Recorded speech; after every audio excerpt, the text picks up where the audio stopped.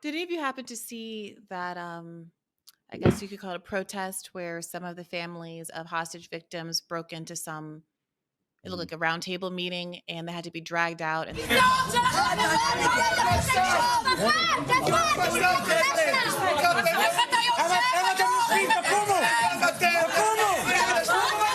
And that was a meeting of the Israeli parliament that was interrupted on Monday by the family members of hostages who are still being held captive by Hamas. The families, you heard them chanting. They're urging lawmakers there to do more to bring their loved ones home. It comes after Israel learned about the death of another hostage. Israel has not negotiated another exchange for hostages since dozens of captives were released in November. Hamas says it won't free more hostages until Israel agrees to a ceasefire. And they were screaming, you know, criticisms of Netanyahu and saying we can live with Palestinians. We can live with them. You're the bigger obstacle. We need our families home. Did any of you see that clip? ואתמול עולה ראש הממשלה ואומר לא תהיה עסקה. על הגב של מי לא תהיה עסקה? על הגב של אח שלי הוא רוצה שלא מתפשר. אם זה היה הילדים שלך מה היית עושה? מה? אני שואל אותך אם זה הילדים שלך. כמה פשלות? היית כאן בוועדה הזאת. ואני רוצה להבטיח כאן לכל אנשי ציבור שאני לא יעזוב וירדוף אחד אחד עד שתשתפו איתנו פעולה, כי צריך להחזיר את כולם עכשיו! עכשיו! עכשיו! עכשיו! עכשיו! עכשיו! I watched it. It made me a little bit sad that our side hasn't found that kind of courage.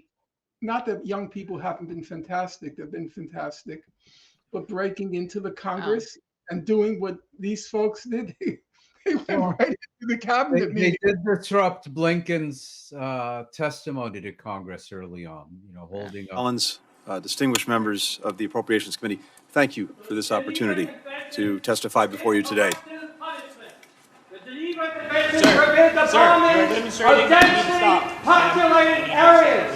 Stop supporting the genocide and ethnic cleansing of the people of Gaza.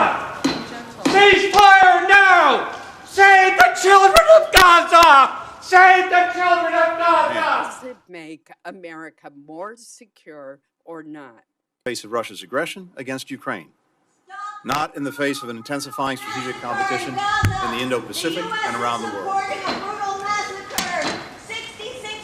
If the witness will suspend, and I ask that everyone again respect this hearing, we will suspend until the room is cleared.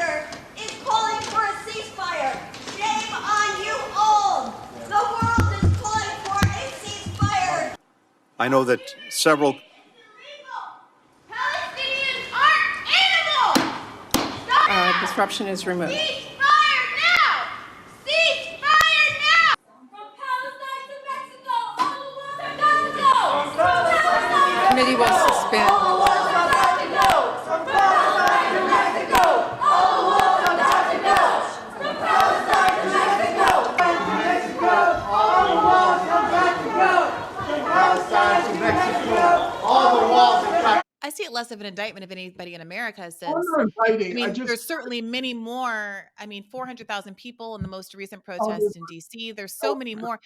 Frankly, the volume of the protests in Israel has been pretty meager, although I don't think them either, because it's so stigmatized there, and there's so much authoritarianism in terms of people, history teachers getting arrested for Facebook posts and things like that. So no judgment on either side, but just to the extent that there is a kind of radicalization perhaps on the Arab side of this equation, saying, well, Israel is perhaps more vulnerable now than we understood, and we're going to be less compromising.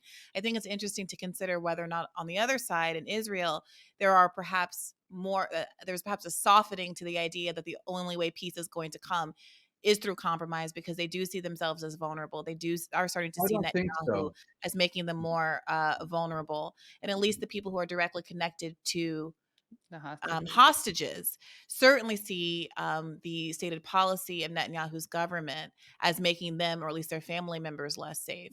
And I'm not trying to pretend that there's some enormous sea change happening in Israel, but even that level of demonstration and even that level of rhetoric seem to be very unique and a departure from much of what we've seen before. Not to mention there were the protests earlier last year before October 7th that were pretty historic in nature. Again, not exactly liberal bastion or anything, but a strong condemnation of the extreme right-wingness of the Likud government. There have been precedents for that. When Israel occupied South Lebanon,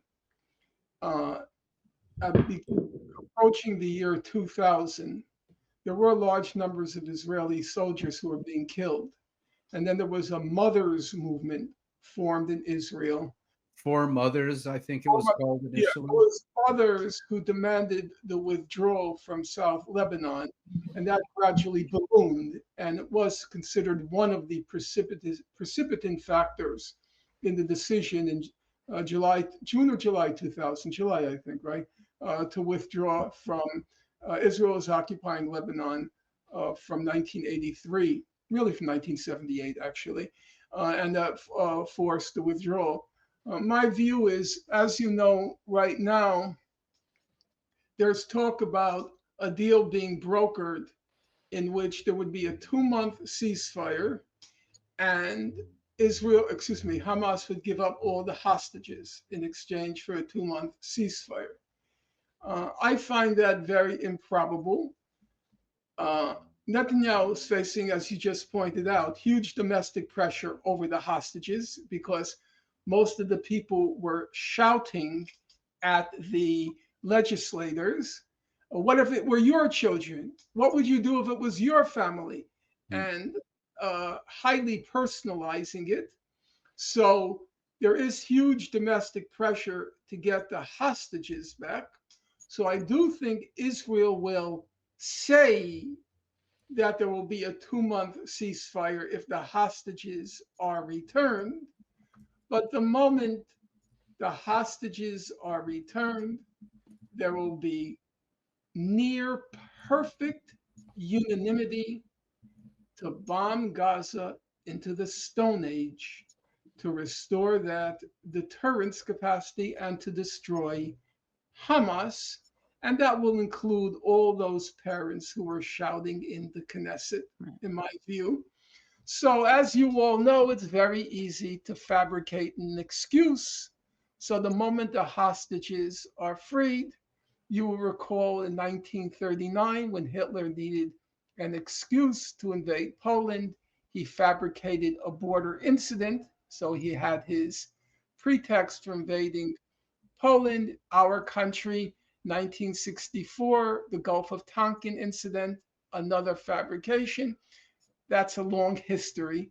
So they will just fabricate the moment the hostages are released, the domestic pressure is lifted, and they will destroy Gaza. So I'm very the polls show that even people who don't support Netanyahu support his use of force against Gazans.